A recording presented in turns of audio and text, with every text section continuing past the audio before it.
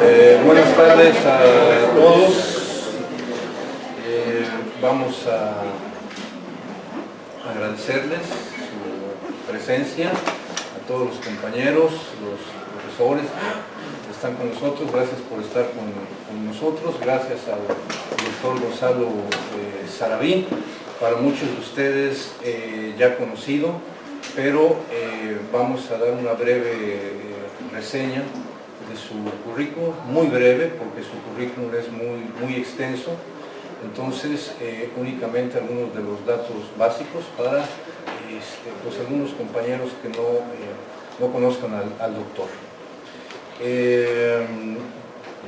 El doctor tiene una licenciatura en Antropología Social por la Universidad de Buenos Aires, con la tesis Detrás de la basura, cirujas, análisis del sector informal urbano. Su grado de maestría lo obtuvo en la Facultad Latinoamericana de Ciencias Sociales, Flaxo, con su tesis Redescubriendo las microempresas, análisis de un distrito industrial en México, y es doctor en Sociología por la Universidad de Texas, Austin, con su tesis Juventud y Vulnerabilidad Social, transformándose en adulto en la Argentina contemporánea. Pues la cantidad de revistas, de artículos de revistas, de libros que tiene sobre la juventud, sobre la desigualdad, es muy extensa. Solamente voy a comentar o a leer dos de sus textos más recientes y dos de sus artículos más recientes. En términos de libros, sus textos más recientes son Adolescentes indígenas en México, Derechos e identidades emergentes, en coautoría con María Berteli Busquets y Pedro Abrantes, México, UNICEF, Ciesas, 2012. Y el texto que se publica en 2015, Juventudes fragmentadas, socialización, clase y cultura en la construcción de la desigualdad, México, Flaxo, Ciesas.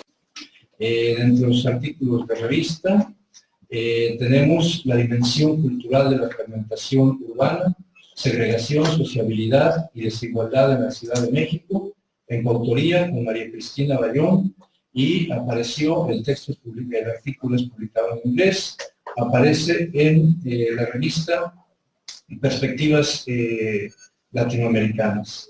Y también otros artículos más recientes, Derechos y Adolescencia Indígena en México, Derechos y Adolescencia Indígena en México, Nuevos temas, nuevos dilemas, en coautoría con Pedro Abrantes y María Berteli, que aparece también publicado en inglés en la Revista Internacional de los Derechos de los Niños. Entonces, bueno, es un poco alguno de las cosas que está publicado el doctor. Repito, su currículum es muy extenso, pero pues su tema de trabajo de siempre, no de siempre, pero casi siempre ha sido la juventud, la adolescencia, la exclusión social, la fragmentación, la inclusión desigual. Y bueno, pues damos la palabra al doctor y le agradecemos su presencia. Bueno, muchas gracias, César, por esta presentación. Y antes que nada quería agradecer a quienes me invitaron, en particular a la doctora Yolanda González, pero presentar a toda la gente de la facultad. A Ernesto García también, egresado de aquí, que ahora está trabajando un poco conmigo, pero que también participó en esto de organizar esto. Y a todos, en general, por haber venido, muchas gracias por estar aquí. Entonces, en el último tiempo he estado investigando y estudiando un poco sobre el tema de la desigualdad social mirada desde la perspectiva de los jóvenes. Bueno, no de la perspectiva, desde la situación de los jóvenes. Y sobre eso es sobre lo que voy a hablar un poco con ustedes.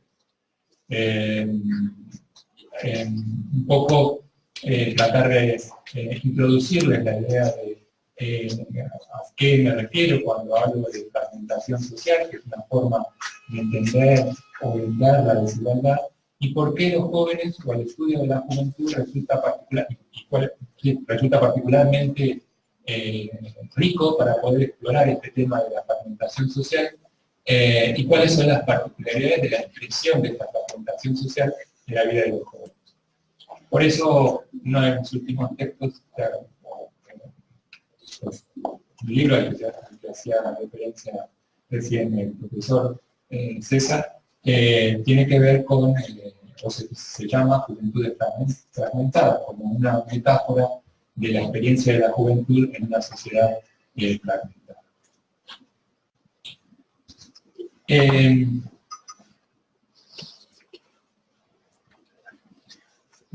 Voy a hablar un rato, unos minutos,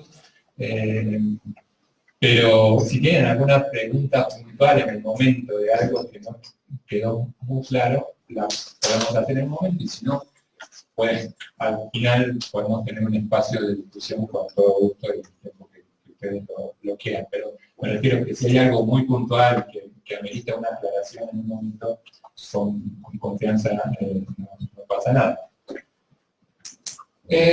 Bueno, hay una pregunta inicial, y en realidad esta pregunta que está ahí no es mía, sino que es un libro de Alain Touraine, un autor muy conocido y de mucha influencia en la sociología latinoamericana, aunque él es francés, obviamente. Pero uno de sus últimos libros, no el último, pero uno de sus últimos libros, tenía este título. ¿Podremos vivir juntos? Y un subtítulo que vamos a ver, no recuerdo. Ese título a mí me impactó, me pareció, o más que me impactó, digamos, me resultó sumamente sugerente para hacerme un montón de otras preguntas. Después ya el libro no tenía nada que ver con lo que a mí me interesa, o te digo, absolutamente nada que ver, pero no apuntaba a mis temas de interés. Pero esta idea de ¿cómo es posible vivir juntos? Y yo le agregaba, bueno, que no es lo que hacía Touraine, en los temas. Pero en el caso de mi preocupación, esta pregunta era, ¿cómo podemos vivir juntos en sociedades con niveles de desigualdad tan altos? Parece un poco ingenua la pregunta, pero a veces de una pregunta de investigación, y por ingenua y obvia, es de donde resultan las investigaciones más, no digo que la mía, pero pueden resultar las investigaciones más novedosas e interesantes, porque son preguntas que nadie se ha planteado por obvias antes. Entonces, ¿cómo es posible que una sociedad como la mexicana, por ejemplo, como muchas otras sociedades latinoamericanas, América Latina es la región con los niveles de desigualdad más altos en el mundo, ¿cómo es posible que los distintos sectores sociales, y pongámosles nombre, las distintas clases sociales, también después podemos hablar sobre eso, pero el concepto de clase es un concepto que fue olvidado un poco ahí en el baúl de los recuerdos, pero que tiene, creo yo, mucha vigencia hoy y nos puede ayudar a entender muchas cosas. Pero entonces, ¿cómo clases sociales separadas por abismos tan profundos en términos de desigualdad pueden compartir una misma sociedad, pueden compartir una misma ciudad, pueden vivir juntos?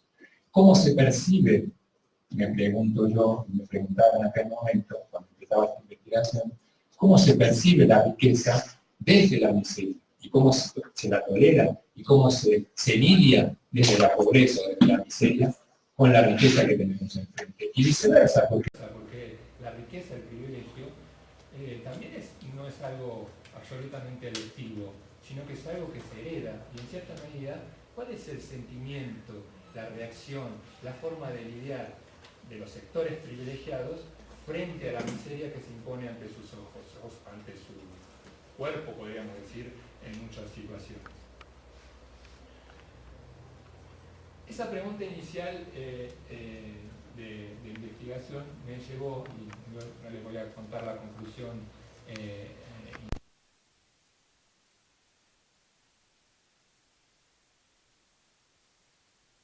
es que la respuesta a esa pregunta la podemos encontrar en la idea de fragmentación social. ¿No?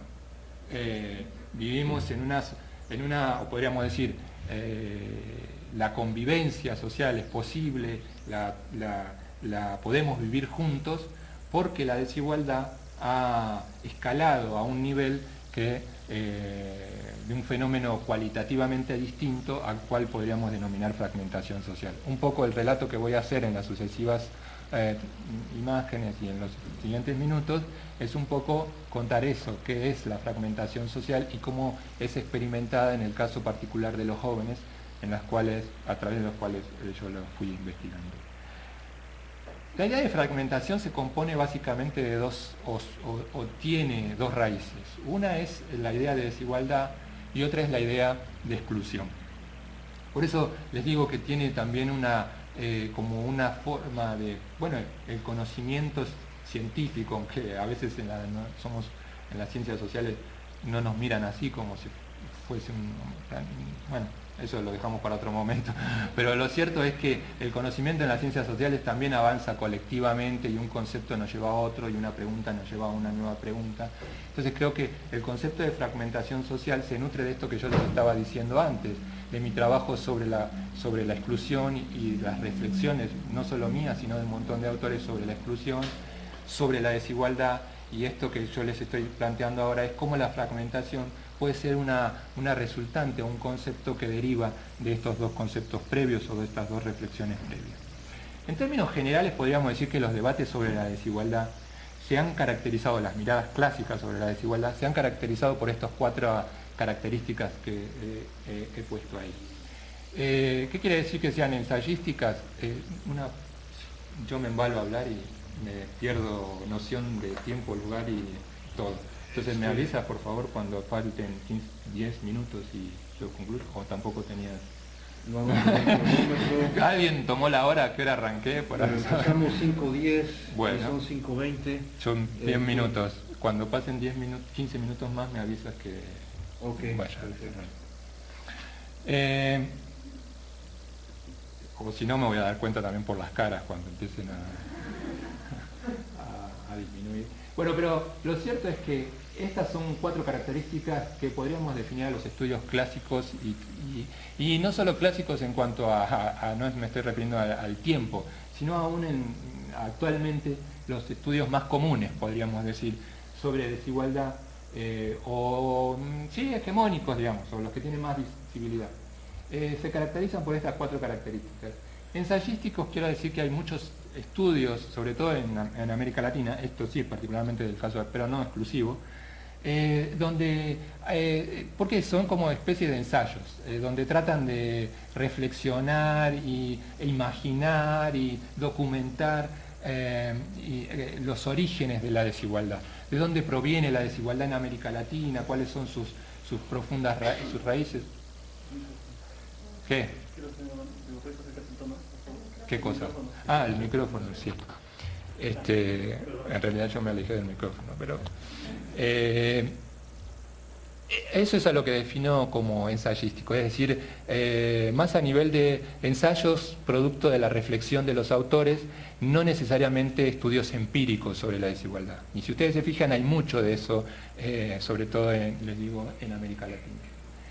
Unidimensional, ahora sí, estudios aún empíricos, tienen la característica de que la desigualdad siempre se ha pensado como que es una dimensión respecto a la cual los individuos tienen más o menos de lo que esa dimensión está refiriéndose. ¿Cuál es la dimensión clásica del estudio de la desigualdad? El ingreso.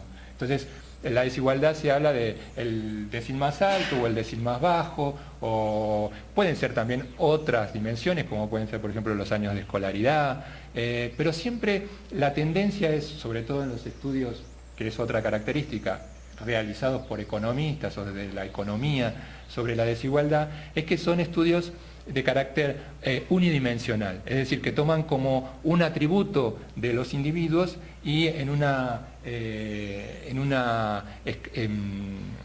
línea vertical, digamos, establecen como estratos o niveles. Y bueno, y la última característica es que son cuantitativos, es decir, que es un análisis cuantitativo de la distribución de la riqueza, de la distribución de los años de escolaridad, etcétera, etcétera. Pero hay otra mirada sobre la desigualdad, una mirada más sociológica, más reciente de alguna manera. No sé si ustedes, por ejemplo, bueno, pero hay muchos trabajos sobre, desde esta perspectiva más sociológica, Tilly, Dubet, Turnbull, un montón de autores que tienen otra forma de entender la desigualdad. La primera gran diferencia es que la desigualdad es entendida como una cuestión como una experiencia. No como, y esto es una gran diferencia, yo quisiera remarcarlo de alguna manera, luego podemos hablar más, pero no es un atributo de los individuos, porque a nosotros los sociólogos, los antropólogos, los historiadores, bueno, en general la ciencia social, la psicología social, pues un atributo del individuo, en tanto y en cuanto no tenga una repercusión en la experiencia del individuo, pues mucho no nos interesa, ¿no? La cuestión es saber qué implicaciones tiene tener más o menos de algo en la experiencia concreta de esos individuos. Entonces, hay una mirada sobre o no solo que nos interese, sino también considerar que, y esto hago un salto abismal, pero no importa, es lo que yo podría decirles como la experiencia de clase. En última instancia, la experiencia de clase es una experiencia de la desigualdad. Como no es no es un atributo individual, sino es una condición o una condición colectiva, de un colectivo que se comparte, más allá del atributo que sea.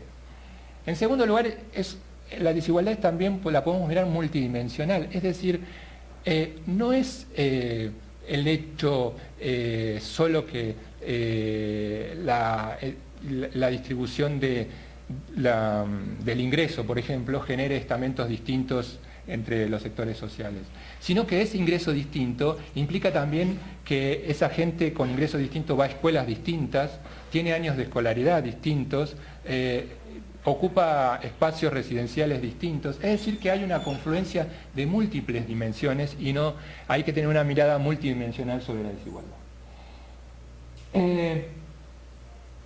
Otra característica de esta mirada más sociológica sobre la desigualdad es que no nos quedamos con una perspectiva solamente económica, sino que la idea es explorar sus dimensiones más sociales, culturales e incluso subjetivas de la desigualdad, que generalmente en los estudios más clásicos o comunes sobre la desigualdad se pierden de vista. Y me parece que es una cuestión interesante esto que les estoy diciendo, en el sentido de que puede dar pistas a explorar nuevos temas de investigación, donde no pongamos solo la mirada en la desigualdad económica, sino en las repercusiones de esa desigualdad económica en dimensiones sociales, culturales y hasta incluso subjetivas, de cómo se construye la subjetividad en la opulencia o en la miseria o en distintos contextos de desigualdad.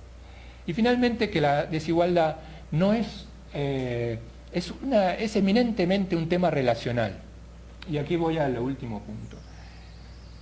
Estudiar la desigualdad no es estudiar la pobreza. Cuestión confusión, diríamos, muy frecuente. La desigualdad es eminentemente relacional e implica digamos, si yo voy a estudiar la pobreza en un lugar, digamos, una sociedad donde el 90% de la población es pobre, podría hacer un excelente trabajo sobre la pobreza, pero difícilmente sobre la desigualdad, porque es homogéneamente pobre. Y la desigualdad implica esencialmente una cuestión relacional, ¿no? Entonces, no es otra confusión frecuente el estudio de la pobreza, ni tampoco es el estudio de la vida en la pobreza o el estudio de la vida en la riqueza. La desigualdad es el estudio de la pobreza en relación a la existencia de la riqueza y viceversa, o de una clase y otra. Un breve relato sobre la exclusión. La exclusión como primer concepto de la desigualdad, y nos quedamos con esta última mirada. La exclusión. La exclusión tiene otra trayectoria, nada que ver con la desigualdad, pero lo cierto es que hace referencia a una ruptura del lazo social. Eso es básicamente lo que entendemos por exclusión social. No tiene nada que ver con lo que estábamos hablando antes, con lo de desigualdad. La exclusión es cuando ciertos individuos o ciertos sectores sociales, los lazos que lo mantienen unido a la sociedad, el lazo social, digamos, se fractura. No los lazos entre individuos. Por eso discriminación y exclusión no es exactamente, no exactamente, no es nada que ver una cosa con la otra. Discriminación es básicamente una cuestión entre individuos, y exclusión es un fenómeno social, la unidad de análisis es otra. La exclusión se ha trabajado sobre todo en Europa, qué sé yo, donde se ha tratado de identificar, y estoy apurándome, después hablamos más en detalle, porque creo que me estoy extendiendo demasiado, pero se ha buscado en distintos estudios cuál es ese lazo social que se rompe. Esa idea de que uno se siente parte de algo, el individuo que se siente miembro de la sociedad. Eso es exclusión, cuando alguien no se siente miembro de la sociedad. Entonces, en Europa ha habido distintos, bueno, digamos en Europa y también, por ahora digamos Europa, distintos perspectivas o enfoques o estudios que dicen, bueno, no, lo clave, Castel, por ejemplo, es el trabajo formal asalariado, con beneficios sociales, es lo que mantiene al individuo como integrado, por decirlo de alguna manera, a la sociedad. Otros van a decir, no es sobre todo los más anglosajones van a decir, es el mercado. Mientras el individuo pueda consumir y pueda acceder por sí mismo a los bienes necesarios para tener una vida digna, se va a sentir parte de la sociedad, típico sociedad norteamericana o el mundo anglosajón, por decirlo de alguna manera. Y después está la perspectiva más de la Comunidad Europea. No, lo que vincula al individuo o a los miembros de la sociedad con la sociedad es los derechos, y sobre todo los derechos sociales, bueno, como los derechos más y culturales, pero sobre todo la ciudadanía social. ¿Qué pasa en América Latina cuando nosotros tengamos que aplicar eso? Pues trabajo no puede haber sido el vínculo, porque el 60% de la población en México, por ejemplo, de la PEA, trabaja en el sector informal, o sea, no es el caso de Francia, que hablan de una desalarización, pues no tenemos en América Latina una tradición, excepto en el Cono Sur, en algunos países, en algunos momentos, sí, pero no en el resto.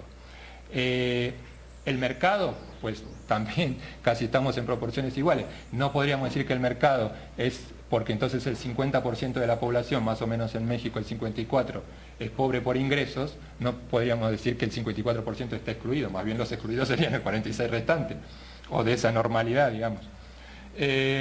Y lo mismo pasa o más aún, con la ciudadanía en términos de derechos sociales.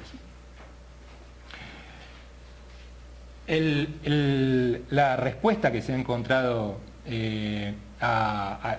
vuelvo para atrás para decir la respuesta que se ha encontrado a ese tema es que en América Latina es una sociedad multiafiliatoria, como que son muchos de los vínculos que mantienen unido al individuo con la sociedad. Los lazos comunitarios, los lazos familiares, los lazos hasta clientelares, distintas relaciones con el Estado, también el trabajo, pero en otras formas.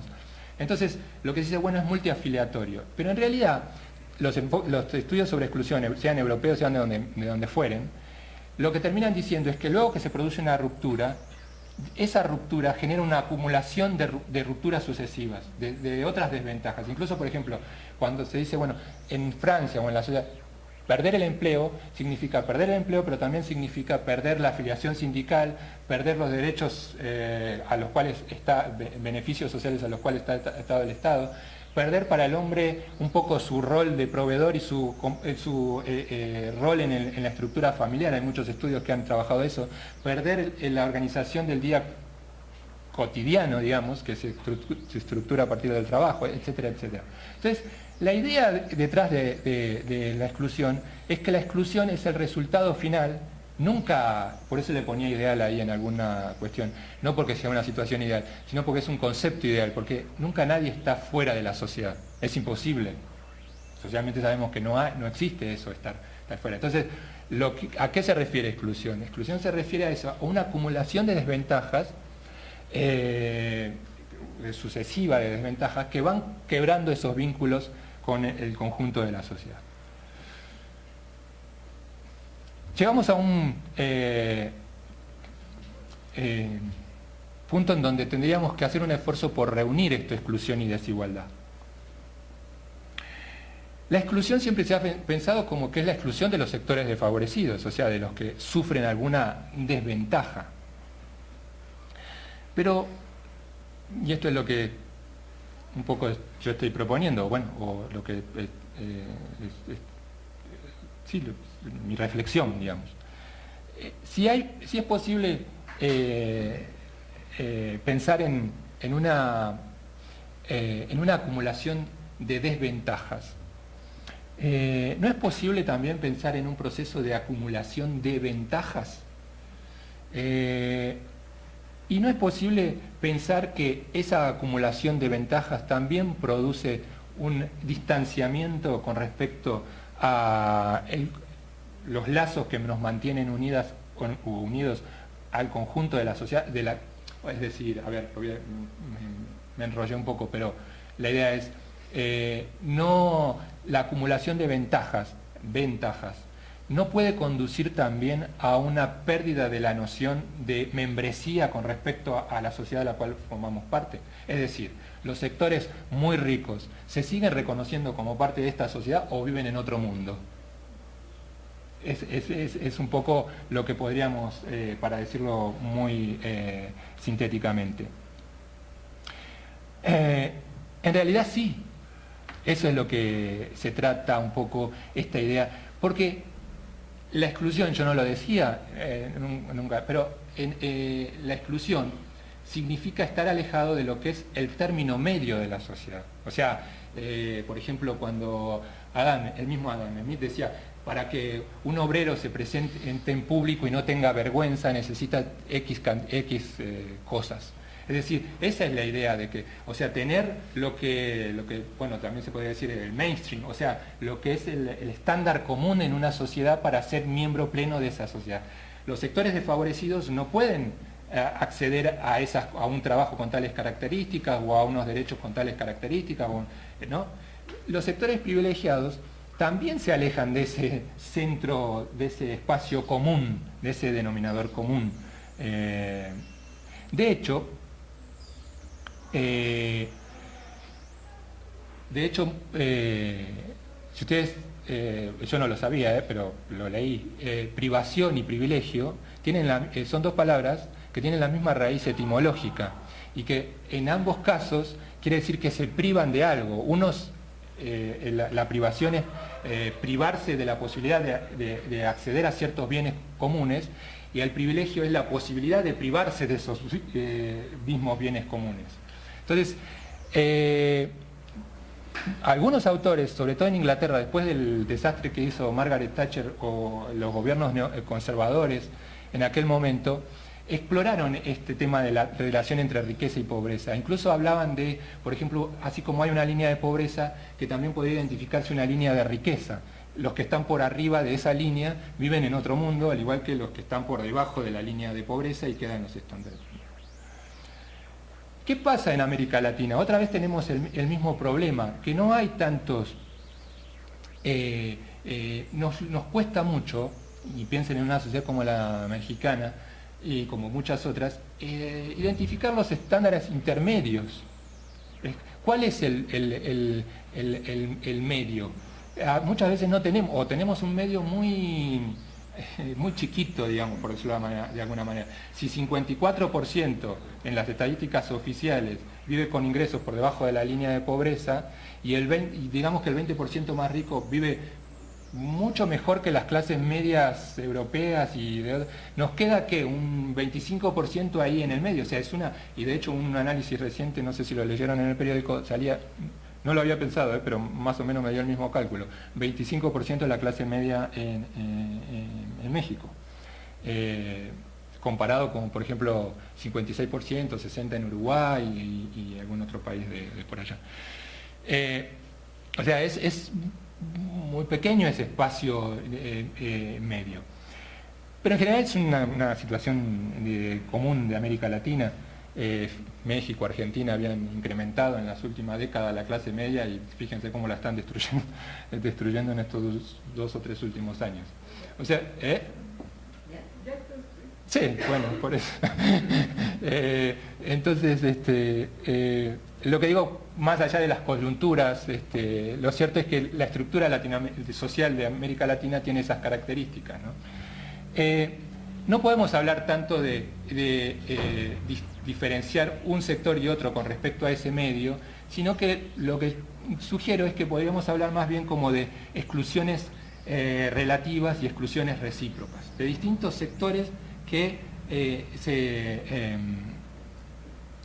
construyen espacios de inclusión, pero profundamente desiguales. Esto no es solo algo que yo haya dicho, hay otros autores que hablan de inclusión desfavorable, por ejemplo, de pobreza institucionalizada, de integración excluyente, etc. Pero si hay algo más novedoso, de alguna manera, es decir que también hay espacios de inclusión, no solo desfavorables, sino inclusiones desiguales, porque hay inclusiones de privilegio, ¿no? Y hay otras inclusiones desfavorables o de precariedad. La fragmentación social es un poco esta idea de exclusiones recíprocas, de mundos, de espacios que se excluyen recíprocamente unos a otros, pero que dentro de cada uno de esos espacios se construye un espacio de inclusión. No sé si me explico, pero luego lo podemos ver más claramente cómo sucede con los jóvenes. La característica u otra característica de esta definición es que combina la idea de fragmentación, combina la desigualdad económica con el distanciamiento sociocultural. Para mí esto es fundamental, el distanciamiento sociocultural.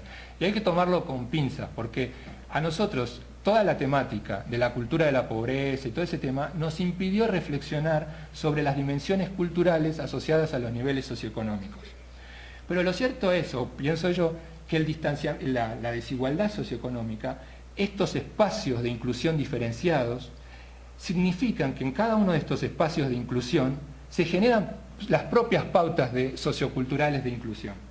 Y no estoy hablando solamente de espacios desfavorecidos, sino también de espacios de privilegio, donde la realidad es la realidad que viven ellos y desconocen la realidad del otro. Y esto es un poco la idea de la fragmentación social, de mundos que coexisten, pero que están profundamente distanciados y que se desconocen mutuamente.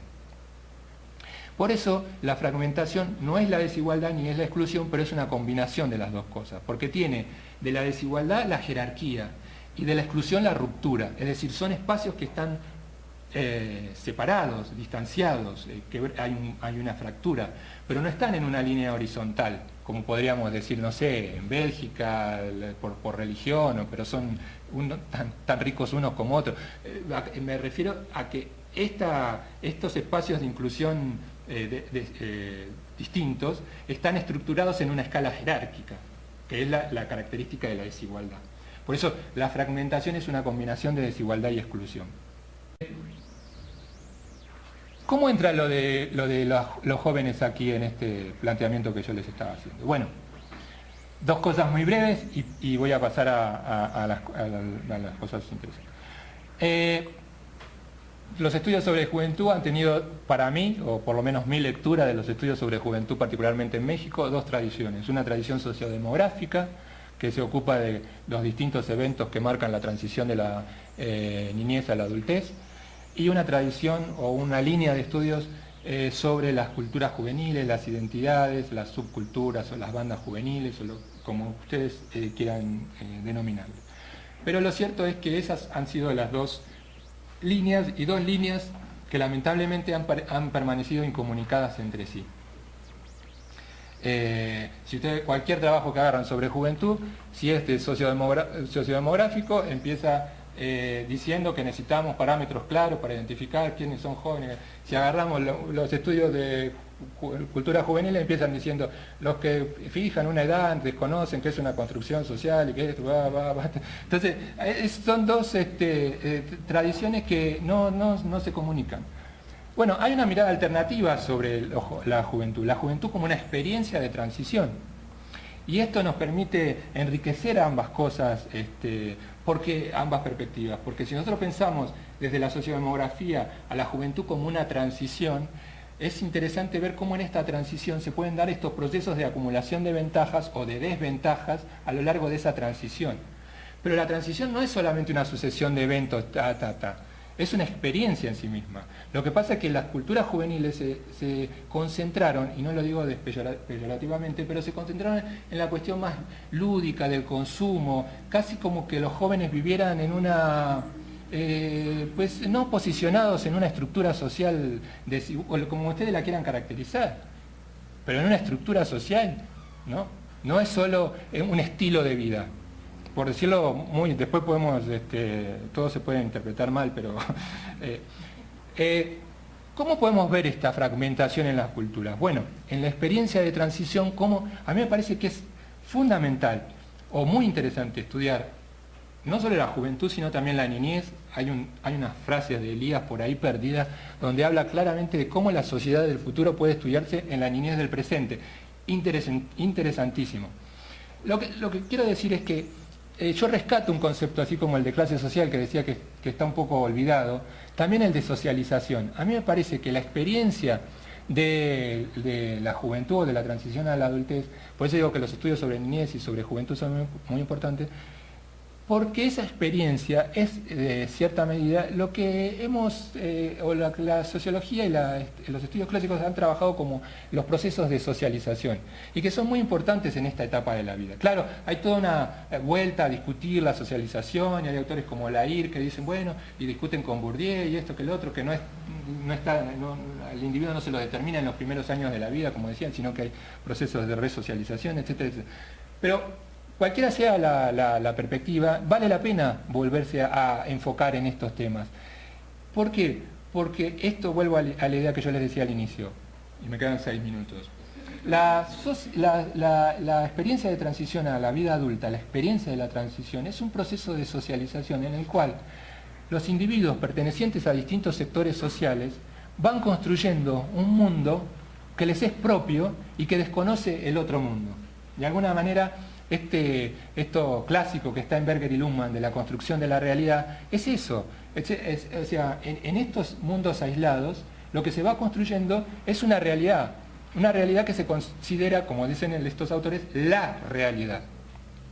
¿Dónde podemos ver eso? ¿O dónde lo estudié yo? Y se puede estudiar, creo, en otros espacios. Yo me concentré en 3 ámbitos, o les quería mencionar ahora en estos últimos 5 minutos 3 ámbitos. La educación, la ciudad y el consumo. Son 3 ámbitos donde claramente se construyen esos mundos aislados de inclusión desigual y de exclusiones recíprocas. En la educación, no les voy a detenerme demasiado, pero simplemente decirle que la expansión de la educación ha tenido como una contraparte, de todo lo positivo que tiene, la conformación de circuitos escolares diferenciados. Y yo hablo un poco de dos modelos de circuitos escolares. La escuela total como la escuela de los sectores privilegiados y la escuela acotada como la escuela de los sectores populares o desfavorecidos. Hay infinidad de características, no tiene nada que ver con una fragmentación en términos de la sociología de la educación que estudia la segmentación en términos de infraestructura, recursos y la calidad educativa.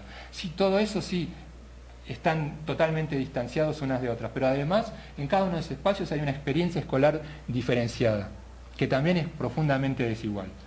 Tenía algunas características para decirle de esta experiencia escolar desigual, pero bueno, simplemente para decirles un dato de una experiencia escolar. Para chicos de sectores populares, 55 compañeros en un salón de clase es lo normal y es parte de la experiencia escolar diaria desde primaria, secundaria y prepa prácticamente. Para otros sectores sociales, más de 20 es una locura impensable, ¿no? Las actividades extraescolares son extracurriculares, son parte de la normalidad de la educación. Un tema muy interesante, ¿por qué le digo escuela total y escuela acotada? Porque la presencia de la escuela en los chicos de sectores medios altos y altos es total. Lo sacas de la escuela y pierde todo, pierde contactos sociales, pierde actividades, pierde estructuración del día, pierde todo. Sería una exclusión total ahí sí. En cambio, en los sectores populares, la escuela ocupa un lugar acotado en tiempo, en relaciones sociales, en vínculos, bueno, obviamente. No sé si me explico lo que les quiero, luego podemos hablar un poco más de eso. La ciudad presenta los mismos 2 mundos. Estoy batiendo récord, me quedan 3 minutos.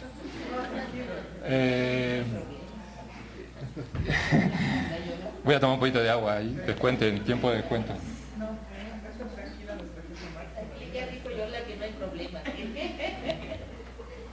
No, bueno, es que sé que la atención disminuye con el paso del tiempo, entonces tampoco quiero abusar. En la ciudad pasa un poco lo mismo.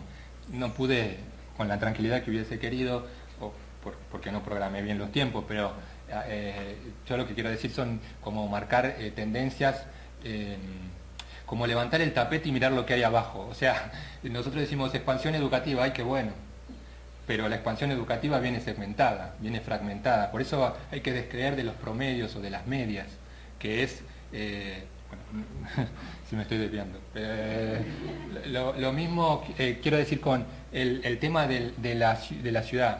Sí, bueno, en cuanto a algunos servicios básicos de la ciudad, podemos estar mucho más o menos. Y en cualquier ámbito, de derecho de salud, dicen que ahora 90% cuenta con derecho de salud, pero uno tiene seguro popular, otros médicos, clínicas súper exclusivas. Bueno, con la ciudad pasa lo mismo, hay un proceso de segregación muy marcado, pero no solo tiene que ver con los espacios residenciales, sino que a mí me parece que para el estudio de la juventud hay tres nodos que son fundamentales para estudiar la ciudad. El hogar, la escuela y el entretenimiento.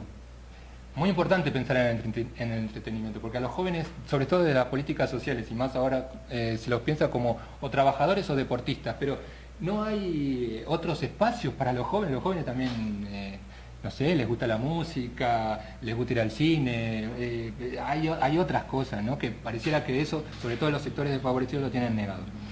Si nosotros analizamos esos tres espacios, vemos que hay una ciudad exclusiva y una ciudad abierta. La ciudad exclusiva, obviamente, de los sectores privilegiados, voy a decir una sola de sus características, que es la desterritorialización. Es decir, es una ciudad que no se vive a nivel del piso, por decirlo figuradamente, se vive por arriba del piso. O sea, de los espacios residenciales cerrados, a los centros comerciales cerrados, a las ciudadelas donde están las oficinas, hoteles y donde trabajan los padres, etc. Es decir, es una ciudad desterritorializada y que las vías rápidas, el automóvil y otras formas, hasta incluso en la Ciudad de México se habla ahora de los helicópteros, de la congestión de helicópteros en algunas regiones, hacen que la experiencia de la ciudad sea otra, frente a una ciudad mucho más localizada y mucho más apegada al piso que la de los sectores populares. Esto hace que en ciertos espacios, me parece una idea muy interesante, explorar el sentirse en el propio lugar o sentirse fuera del lugar. Yo tengo infinidad de anécdotas de chicos y chicas de sectores privilegiados, de cómo se sienten fuera del lugar en determinados espacios que para uno son muy habituales, en una combi, en un tianguis, y viceversa, como un chico de sectores desfavorecidos va a Perisur o a una de estas tiendas de los grandes centros comerciales y notan enseguida la presencia de la seguridad y de esto y de lo otro y se sienten observados todo el tiempo. Entonces, hay en última instancia una sociabilidad que tiene características distintas. Cuando digo un distanciamiento sociocultural, a lo que me refiero es esto, por ejemplo, a prácticas de sociabilidad contrastantes entre unos y otros. Unos dicen típico, unos dicen chava, otros dicen niña. Si ustedes se fijan en el lenguaje, hasta ese nivel llega la forma de relacionarse o de vincularse. Finalmente, lo último, el consumo. También hay una gran fractura en el consumo. Sería muy interesante hablar sobre las características del consumo, cómo el consumo comunica una condición de clase, pero también define una pertenencia de clase. Cuando digo que comunica, todos sabemos en la antropología y estas cosas, que las mercancías hablan o dicen cosas, es decir, comunica, lo que yo consumo dice algo de mí, pero también lo que yo consumo marca una pertenencia, es decir, si yo soy capaz de consumir esto, y no solo capaz en cuanto al poder adquisitivo, sino capaz en cuanto, por ejemplo, si sé, vamos a decir, agarrar los cubiertos de determinada manera o no, marca una pertenencia de clase, no solo que es un acceso a eso que me está comunicando algo.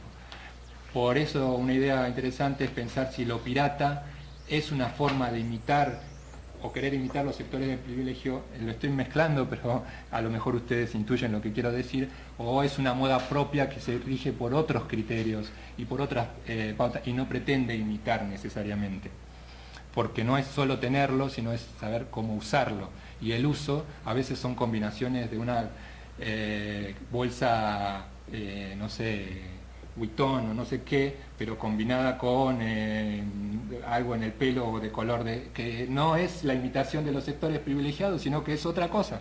Por eso digo que también el consumo marca pertenencias. No voy a decir mucho más lo del consumo. lo que quería decir del consumo como conclusión, y luego podemos ver que me parece que es muy clases sociales. Es decir, se ha parafraseado el discurso como si, como si los estilos de vida fuesen absolutamente elegibles o producto de la elección y de la decisión personal. No sé si me alcanzan a captar. Pero eso que es elegido, por eso se dice, los sectores privilegiados pueden decir, eso es naco, porque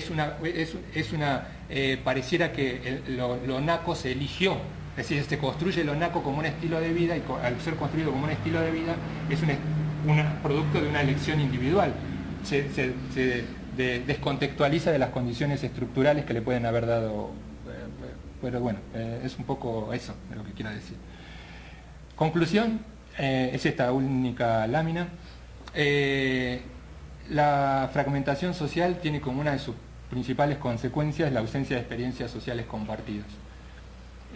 Una característica que es muy notable en la sociedad contemporánea, no solo en la mexicana, no solo en la latinoamericana, sino de manera creciente en muchas otras sociedades, incluso europeas, o de lo que creíamos que eran sociedades más igualitarias. La fragmentación lleva muchas veces a una reproducción inintencionada de la desigualdad. Yo acá no estoy hablando, como decía Marx, no es que Juan, el dueño de tal empresa, es el malo. Cuando hablo del capital, hablo de un sentido figurado, ¿no? del capital como un actor no individualizado. Bueno, acá lo mismo, los privilegiados no son malos, o no quiero decir que, o podemos tener la opinión que sea, podemos pensar que sí son malos, no importa, pero no es el caso aquí. Lo que yo quiero decir es que la fragmentación lo que deriva es que muchas veces la desigualdad se reproduzca de manera inintencionada. Algunos han hablado de uno busca vincularse con gente que es igual a uno porque si no, no tiene de qué hablar, por ejemplo, con alguien que no tiene. Eso es una consecuencia de estos niveles de desigualdad a los que hemos llegado, pero de manera inintencional contribuye a reproducir la desigualdad que le dio origen. Otra de las características es este distanciamiento social y cultural del cual ya hemos hablado. Y el último, que me parece el más complejo, y es lo que estaba hablando un poco con los estilos, es que muchas veces la desigualdad es tematizada en términos de diferencia. Y hay que ser lo suficientemente suspicaz para tratar de, cuando están hablando de diferencia, ¿es de diferencia o es de desigualdad? Porque no es lo mismo. Yo no alabo tanto como alabo, no, pero digo, bueno, todos consideramos positivo la diversidad, la diferencia, etc. Pero cuando una diferencia, un gran tema de debate hasta filosófico, diría, cuando una diferencia te transforma en desigualdad. La desigualdad es un tipo particular de diferencia, pero no cualquier diferencia es desigualdad. Entonces, ahí hay una cuestión muy interesante también para debatir, sobre todo en sociedades como las nuestras, meritocráticas y todo eso, donde parece que todo fuera producto de la diferencia, o sea, de la elección o de las decisiones individuales, cuando no necesariamente es así. Bueno, muchas gracias y disculpen la extensión.